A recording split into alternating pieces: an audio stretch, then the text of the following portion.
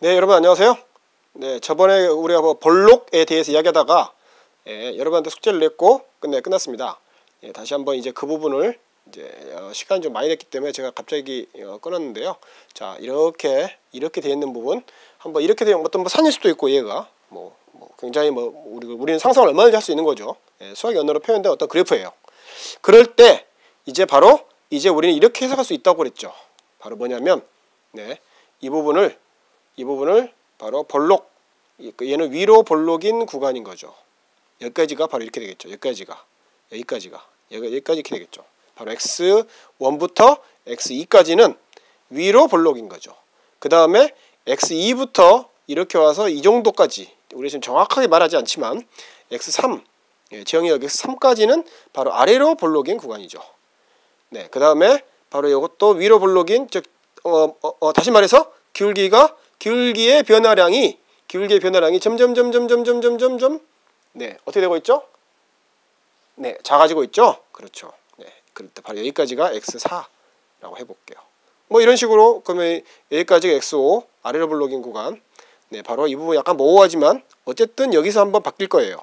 왜냐하면 지금 여기는 위로 볼록인 구간이고, 여기는 어쨌든 아래로 볼록인, 바로 이렇게 말하자면, 어떻게 말하자면 이렇게 말해서 아래로 볼록인 구간이거든요.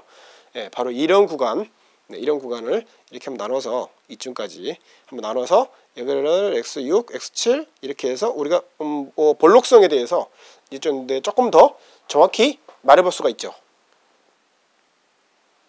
네, 다시 말해서 어떤 fx가 있을 때 이거의 기울기의 변화량, 두 번 제가 한 말이랑 정확히 봤죠? 이거 바로 기울기의 변화량이 바로 이것은 0보다 작은 경우에요. 어떤 경우에? 이때 x가 어떤 x라도 어디에 있는? 바로 x1부터 x2 구간 사이에 있는, 이 구간 사이에서는 어디서든 0보다 작거나 같은 경우죠. 왜냐하면 이 부분이 지금 이 점이 0이 될 수 있기 때문에. 자, 그래서 바로 0보다 작거나 같은 경우에는 이런 식으로 그려지는 거죠. 네. 그에 반해서 만약 x1, x2가 아니고 x2, x3라면 어떻게 되겠어요? 그러면 그렇죠. 이게 바뀌죠. 이게 방향이 이렇게 바뀔 뿐이죠. 네.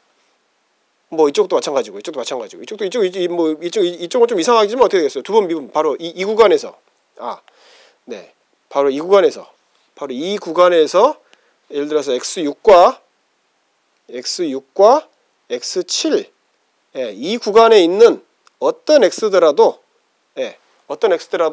이때의 기울기의 순간 변화율 은 어떻게 돼요?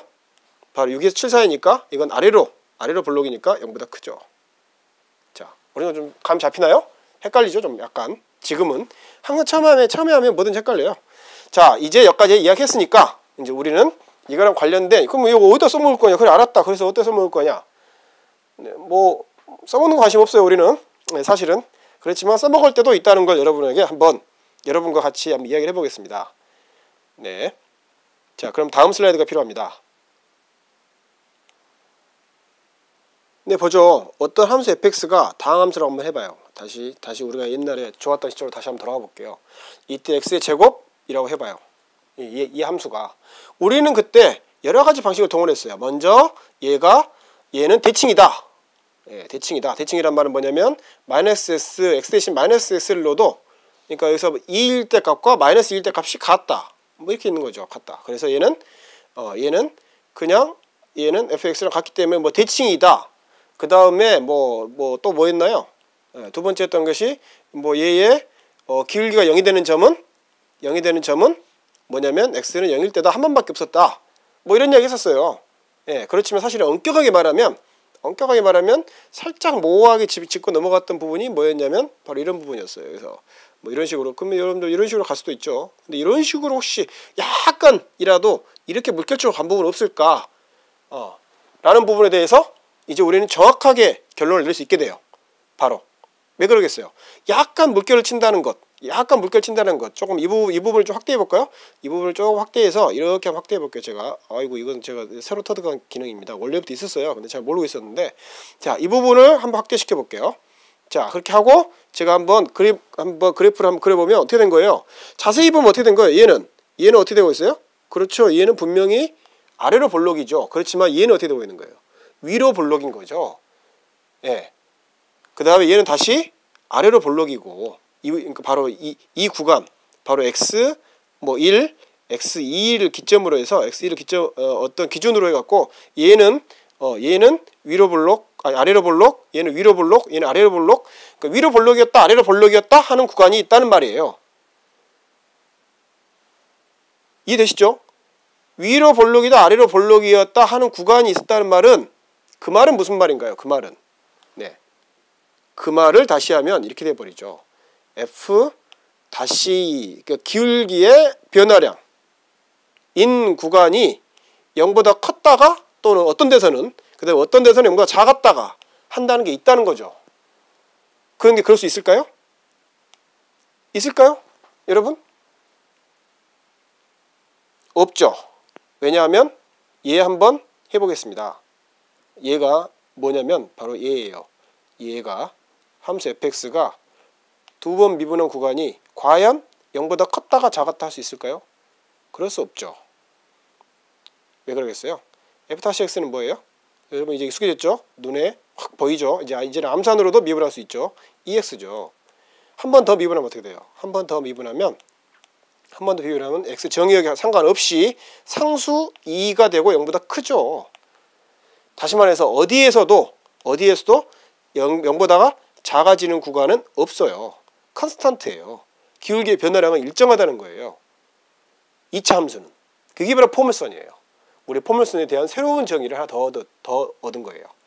포물선은 기울기의 변화량이 어떤 구간에서도 이렇게 물결칠 수 없어요.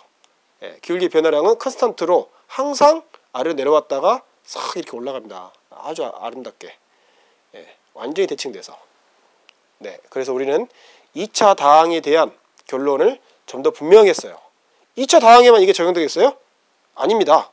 자, 우리는 그러면 이제 그동안 미뤄놨던 3차 다항, 4차 다항에 대한 이야기를 해가고, 그 다음에 유리 다항으로 만들어진 함수, 다시 말해서 유리함수 또는 뭐 근호함수 또는 지수로그 함수에서도 그것들의 그래프를 정확히 예측하는데 바로 이 두 번 미분, 컨벡스, 볼록이라는 말을 쓸 겁니다.